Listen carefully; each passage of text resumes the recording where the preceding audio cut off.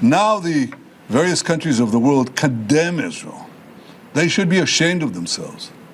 What did they do after America took out Osama bin Laden?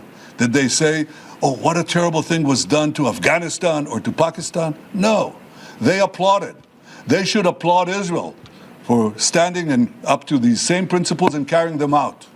And I say to Qatar and all nations who harbor terrorists, you either expel them or you bring them to justice. Because if you don't, we will.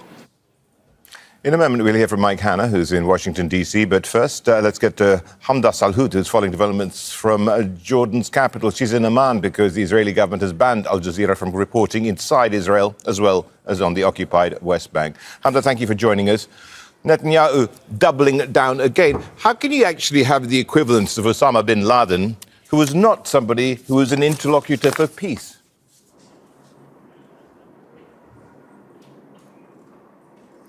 Well, the Israeli prime minister issuing quite a defiant statement there in the wake of all of this international pressure after Israel violated a number of international laws, striking a country that it's not at war with, one it doesn't have any diplomatic relations with, on its own soil. It's worth mentioning that Qatar has been a key mediator for Israel in these ceasefire negotiations, trying to come to some sort of conclusion to bring about the release of Israeli hostages. So what Netanyahu is saying essentially is that he doesn't care about meddling in the interworkings of another country's political affairs or if there are any other groups there. But this has been the policy of the Netanyahu government, and we've seen it for years, long before this war on Gaza actually began. And we've seen it in a number of cases throughout the war, for example, in both Lebanon, Syria, and Iran, and most recently, just a few hours ago, in Yemen. So what Netanyahu and his defense minister are saying is that they're actually not ruling out another type of action like this. Earlier in the day, Defense Minister Israel Katz said that wherever Israel's enemies are, they're going to reach them, that there are essentially no boundaries for them, no red lines. And despite what the American president had said, that there's not going to be another attack like this on Qatari soil, the Israeli prime minister in this statement isn't really ruling it out. Hamdah, thank you very much indeed for that. Right, we have also Mike Hanna in Washington, D.C. Mike, we are looking at Donald Trump making a statement shortly, or at sometime this evening, Qatari time, but sometime Wednesday. What are we expecting to say, actually? Because he perhaps will have to listen to what Benjamin Netanyahu just said, when he, the Israeli Prime Minister, doubled down on the attack on Doha.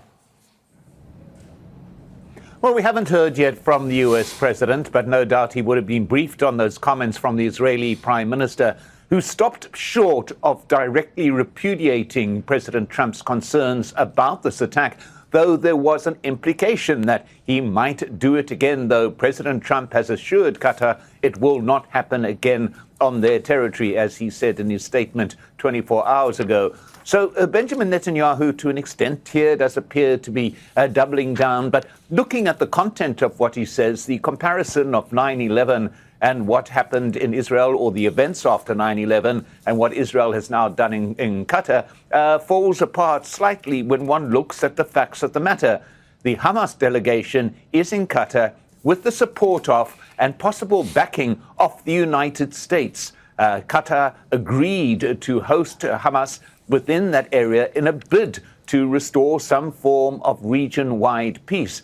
So for Netanyahu to compare the actions in the wake of 9/11 to what he's just done has no validity whatsoever.